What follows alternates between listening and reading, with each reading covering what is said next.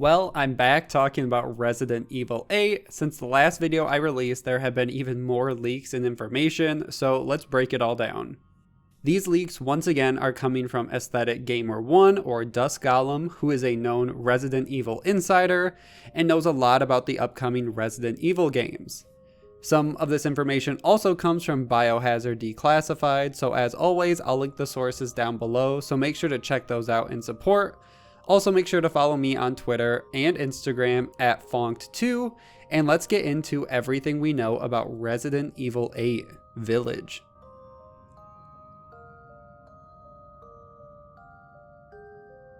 Now, Aesthetic Gamer started by clarifying his comments that Resident Evil 8 will be the biggest departure of the series and some fans will be pissed about it. But he has since updated his statement, saying that the departure of the series will not be following modern trends, which is what a lot of gamers were worried about. It won't be a looter shooter, battle royale, or anything like that, and the departure will be something stronger than that. So if you were worried about Resident Evil going crazy in a different direction, that's not what they're going for, and he didn't mean to lead people in that direction. He also went on to give more details on the occultism and hallucination comments that he made earlier as well. For this one, I'll read his direct post for the part. It said, quote, "One other thing. I know on paper, occultism, hallucinations, etc. may sound Silent Hill-esque to some, but in practice, the actual game won't really be like that at all. Hell, the one gameplay sequence in the game that's been more fully leaked due to the ambassador's test is a sequence where you're in a village with multiple routes trying to make your way to a castle, being attacked by beastmen, zombies in armor with swords, and a witch that laughs a lot. The witch is unkillable, but turns into a swarm of insects if you shoot at her enough. The swarm of enemies is way too much for you to handle, and in the sequence you barricade and push through trying to get to the safety of the castle. It's not a very psychological horror sequence at all, but the game is paced to mix up more intense sequences with quieter moments. It should still very clearly be a Resident Evil game, just a different kind of Resident Evil game tackling some different things than they usually do." End quote. And when some fans gave some pushback in his comments, some more answers were given. One fan said, quote, "Zombies with armor and swords," and then posted the GIF kind of showing his disappointment. And Dusk Golem's response was, quote, "It'll be good to come to terms with this now. There are zombie enemies in the game, but without going further into it, they're not George Romero / T-Virus type of zombies, and the reason for them is very different." Now he closes out by giving a comment on the playable characters, which said, quote, "One last thing, then I'm going to hold out for the main report. Ethan and Chris were featured in the Ambassador demo, but I've heard since they've been changed. I do not know what that means. Just kind of assume the main characters are whoever right now. It may be Ethan and Chris, but they look different, or maybe they're changed for someone else. I really don't know. I know who they were, not who they currently are. So for playable characters, just know it's basically a Schrodinger's Ethan right now. Until the box is opened, we don't know." And the rumors continue to circulate on Biohazard Declassified as well. And they say they received another anonymous email which contained rumors for Resident Evil 8. The first piece of information is the title of the game.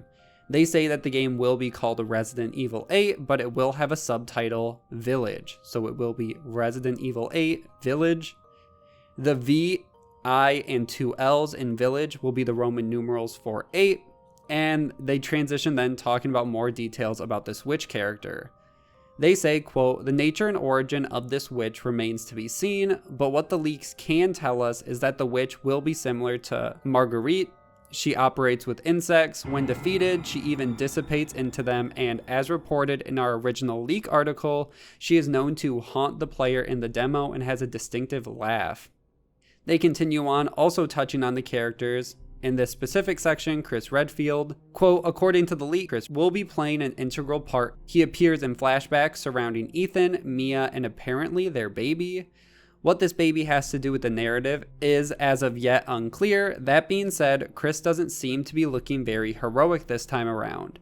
It appears that in a flashback sequence, Chris can be seen shooting one of them while breaking into their home." They move on, saying, quote, "We've previously stated on our sources and others that the game will take place in a European setting, which is where Ethan encounters Chris and triggers a flashback. So all of this seems to still be in order from the previous rumors testing last year.